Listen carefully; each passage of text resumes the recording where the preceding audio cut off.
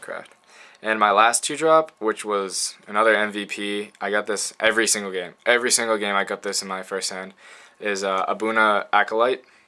You can tap it and prevent 1 damage to target creature or player, or you can tap it and prevent the next 2 damage to target artifact creature. In my deck, I could play this turn 2, and then basically if they had like 1-drops that were just going to go deal 1 damage to me, I could just tap this, or if they had 2, they would just deal 1 damage if they had 2 power. And then when I got my artifact creatures out, I could attack with my artifact creatures, and if they try to like block and trade, you don't trade because of this card, because I prevent the damage that you're doing. So it's just really good, and it's a 2-drop that they kind of have to get rid of if they want to beat me. So overall, if a 2-drop that they need to get rid of, really good, because they don't want to have to waste their stuff on 2-drops. They want to waste it on big cards that are going to win the game. So next up is my 3-drops. I have 3 3-drops. Yeah, usually they say you want more 3-drops, but I decided to go with 2-drops. I had 1, 2, 3, 4, 5, 6, 7, 8 2-drops. 3 of which was removal. Yeah. And my 3-drop is pretty... So for my 3-drops, I have 2 Tumble Magnets. Great card. Insane. It's basically removal. It is removal. Tumble Magnet enters the battlefield with 3 charge counters on it. You tap it to remove a charge counter from Tumble Magnet, and then you can tap target artifact or creature. It's basically a rest. It's an arrest. You get to use it 3 times. And it's an artifact, once again, so it accelerates Metalcraft and works well with my Mirrorsmith, my Glinthawk, all those things. My Koldafa Rebirth, where I'm sacrificing an artifact, just works really well. Like, I can use it, get it down to use all the counters on it, and then I can Koldafa the Rebirth, and there's no drawback because it does nothing besides it's an artifact that does nothing. So it's just it's an insane. It's really good in draft. Let's just say that. Here's my first Metalcraft card. It's a 3-drop. Snapsail Glider. It's a 2/2, and the Metalcraft gives it flying. So basically, this was like another Glinthawk because it's a 2/2 flyer, and I pretty much always had Metalcraft. So basically, I had all these like little 2/2 flyers that you had to deal with, and I had all these things that were gonna disable you, destroy your creatures, and I basically just whittled down my opponents really fast with all my 2/2 flyers. Now onto some of the bigger cards. For my 4-drops, I had 2 Chrome Steeds, which these were very late picks, and it was a hard decision to pick both of these, I remember, because I wasn't really sure if I wanted 4-drops, because there was some like 2-drops in those packs, but I decided since it had Metalcraft and it was a 4-drop, basically became a 4/4 no matter what, because by turn 4 or 5 I'm gonna have Metalcraft. I'm gonna have 3 artifacts.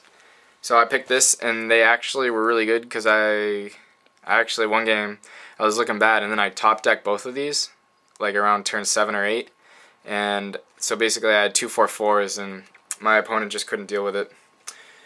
And for my third 4-drop, I have 3 4-drops. I have a Gulma's Warden, which is a 2/4 with Metalcraft, and Metalcraft gives it +2/+2, so basically in my deck it's a 4/6 for a 4, which was really good. I didn't draw this that much, but I did once, and it was a 4/6, and I'm pretty sure they had to use some removal on it, and it kept my Glinthawks out because they had to use their removal on the 4/6 rather than the 2/2. For my 5-drops, I have 2 Saberclaw Golems. These weren't that good. I can pay 1 to make it have first strike. So basically, in this format, there's not many creatures with +4 toughness. So this kills basically anything, and it only is 1 mana to make it have first strike. So these are kind of like my bombs. I put these in here because they're bombs, and I'm pretty sure I like last pick both of these because I guess my friend who was running red just didn't see any value in them or had better cards coming this way. But they were effective. My next 5-drop is Barrage Ogre. This is a okay card. I didn't really like it that much in my deck because I tended to have like 3 artifacts out, with 1 with Metalcraft, so if I did sacrifice an artifact, I would lose Metalcraft, and also I had like a Cold Rebirth, so like I needed Artifacts to sacrifice for that, and I didn't want to lose Metalcraft, so I think I used this like once to get rid of like a creature. But other than that, it was just basically like a 3/3 for 5. So it helped me once, but I didn't really see a good place in my deck for this. And my last 5-drop, which is probably my best 5-drop, yeah it is Turn to Slag. It's a sorcery, and it deals 5 damage to target creature, and then you destroy all equipments attached to that creature. I didn't get to use this card once, actually, but my friend was running Infect deck, and he had a bunch of equipment that he just attacked to his Infect creatures and just like killed me. Not to mention he had a Trigon of Rage like every game.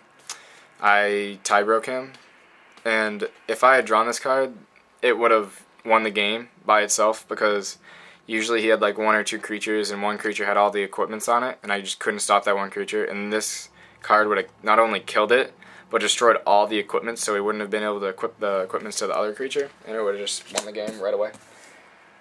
So yeah, that would have been a really good card to draw. Oh, by the way, whoops, I forgot. I had Arrest as one of my 3 drops. You saw that at the beginning, so it doesn't really matter. Removal, it's good. And then my last card is my 8-drop. You saw this before. It's just an 8/8 for 8 mana. My life total can't change. I got this 3 times. Won me like 3 games, because you can't really stop an 8/8 in this format. And I took all the Revoke Existences and the Arrests and stuff, because we were only in a 4-man draft. And yeah. So last but not least, I'm going to show you a few cards that I decided to hate draft. Just a few. I think actually there's only one. Oh, there is only one. And one that I decided to take a chance on, which kind of failed. So first off, I'll show you the one card I hate drafted. I hate drafted Necrogen Scudder. Yeah, Necrogen Scudder. It's a 3-drop. It's a flyer that's a 3/3, and you lose 3 life when it comes into play.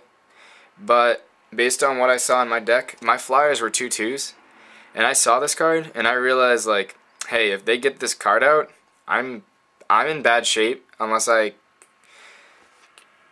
if they have creature advantage and this card, I won't be able to block it and trade.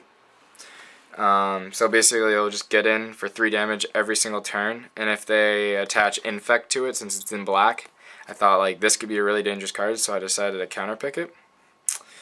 And one card I picked, I think it was like 5th, and I took a chance, was Copperline Gorge, and I picked this under the hopefulness that I would grab a really good green card, which I didn't, so there's no reason to put this in my deck. Yeah, so I wasted a pick on that, but that's not a really big deal. And for my land, I ran 8 plains and 9 mountains. So yeah, that's basically it.